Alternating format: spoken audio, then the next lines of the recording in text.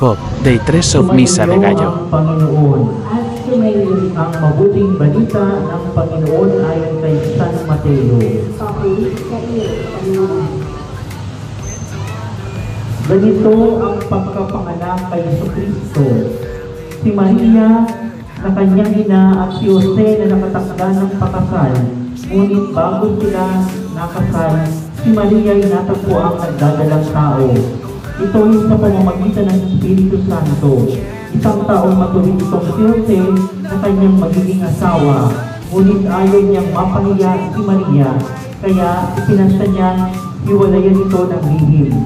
Samantalang iniisip ni Jose ito, nagpakita sa kanya sa panaginip ang isang anghel ng Panginoon.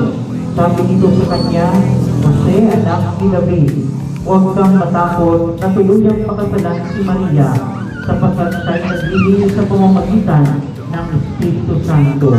Manganganak siya ng isang lalaki at ito'y pangangalanan mong Jesus, sapagkat siya ang magliligtas sa kanyang bayan sa kanilang mga kasalanan. Nangyari ang lahat ng ito upang matupad ang sinabi ng Panginoon sa pamamagitan ng propeta. Maglilihi ang isang dalaga at manganganak ng isang lalaki at tatawagin itong Emmanuel, ang kahulugay kasama natin ng Diyos. Nang magising si Jose, sinunod niya ang utos ng anghel ng Panginoon.